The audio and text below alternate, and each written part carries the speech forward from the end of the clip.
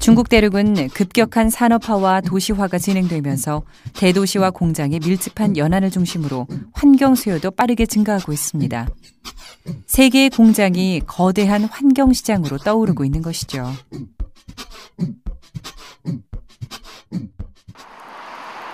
그 대표적인 도시가 상하이.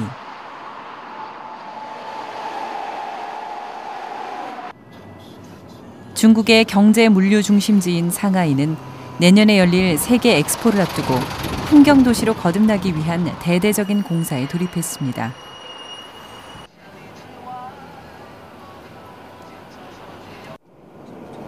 도심뿐만 아니라 시 외곽에도 정비가 한창입니다.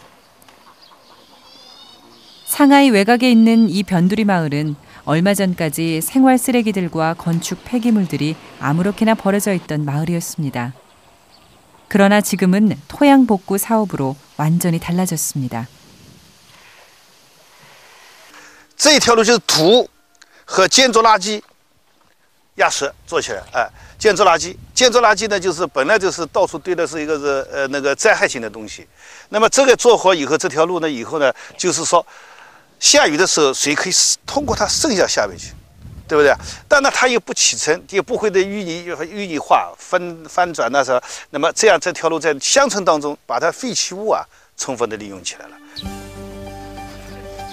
이곳에는 오염된 흙을 토양 경화 기술로 재생시켜 다시 사용하는 기법이 적용됐습니다. 这是一根根桩现在看不出都埋在下面，这一个不会塌下去的。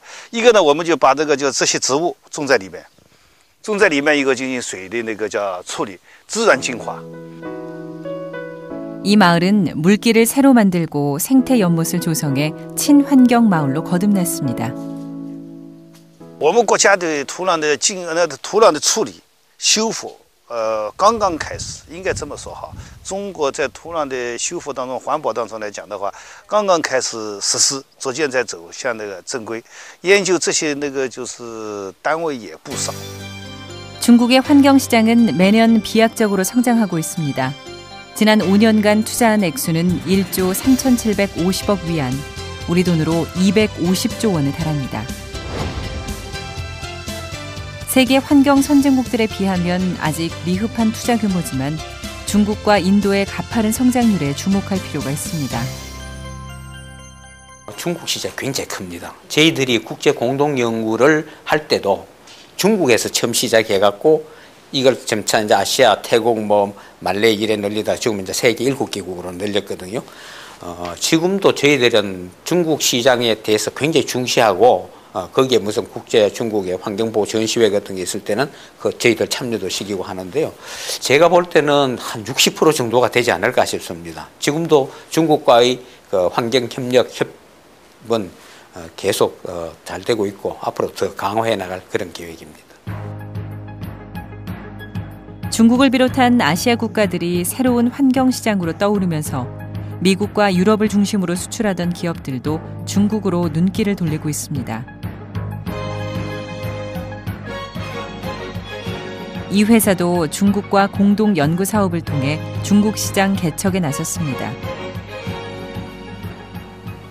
환경부에서 주관하고 우리나라 환경산업기술원에서 최종 심의평가해서 우리 회사를 주관 연구기관으로 선정을 하고 그다음에 중국 상해 환경과학기술원을 위탁 연구기관으로 해서 국제 공동연구 사업을 하게 됐습니다.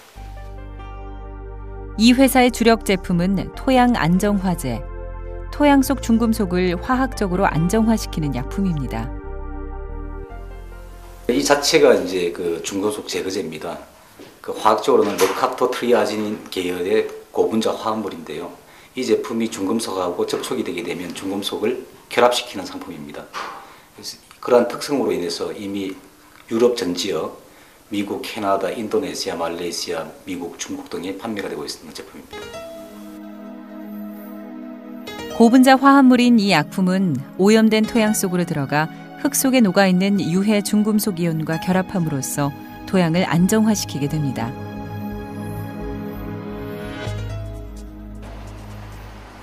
한국과 중국 간의 공동 연구과제로 지정된 이 중금속 제거 기술은 현재 중국 현지의 토양 규제에 맞춰 개조하는 작업이 진행 중입니다.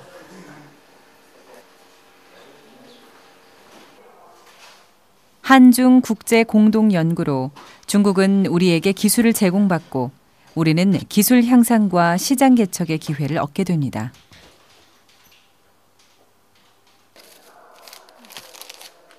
올 10월부터 상하이의 토양 오염 지역에 시범 투입되고 있는데요. 이 사업이 성공적으로 마무리되면 중국 환경당국의 신기술로 등재돼 중국 전역으로 팔리게 됩니다.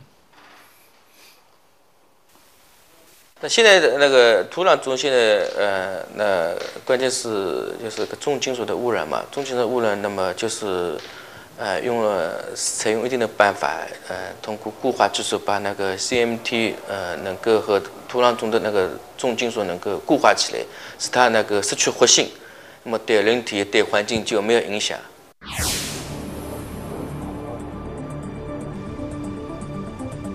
최근 토양 오염의 심각성을 널리 알린 옛 장항 재련소 일대의 중금속 오염 실태. 국가적 피해 보상 지침이 내려졌지만 주민들의 불신은 여전합니다. 겉으로 보기엔 여느 농촌과 다름없는 평범한 마을. 그러나 이 땅은 생명체가 살 수 없을 정도로 중금속 오염이 심각한 것으로 판명됐습니다.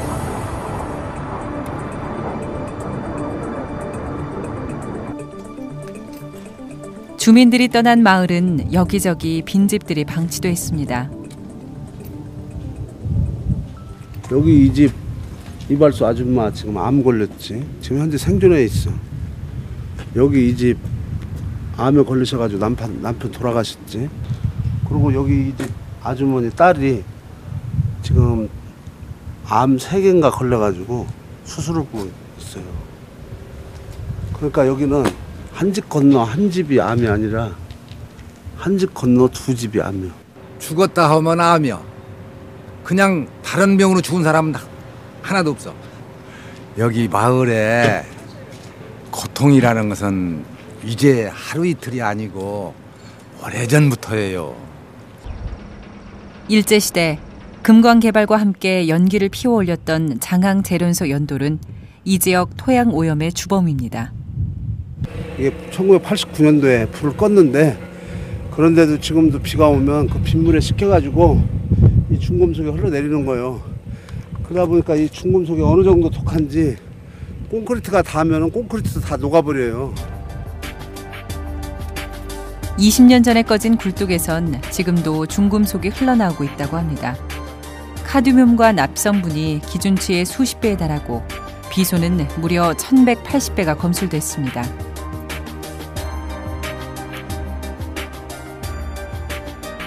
작년 환경관리공단에서 실시한 역학조사에 따르면 반경 2km 내의 상당 부분의 땅이 당장 이용을 중지해야 할 정도라고 합니다.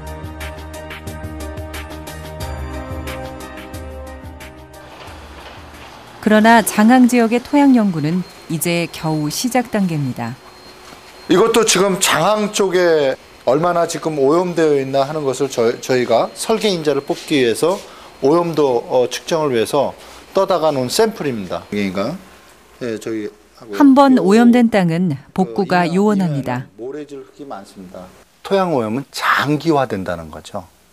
수질이나 대기는 내가 여기서 막고 내 1세대에서 내가 죽거나 내가 생명이 단축되면 되는데 이 토양 오염은 내가 조금 이상 피부가 가렵다든지 이상하게 암에 걸렸다든지 1세대에서 근데 그것이 2세대에서는 조금 더 많이 나타나고 3세대에서는 좀 더 많이 나타난다는 거죠.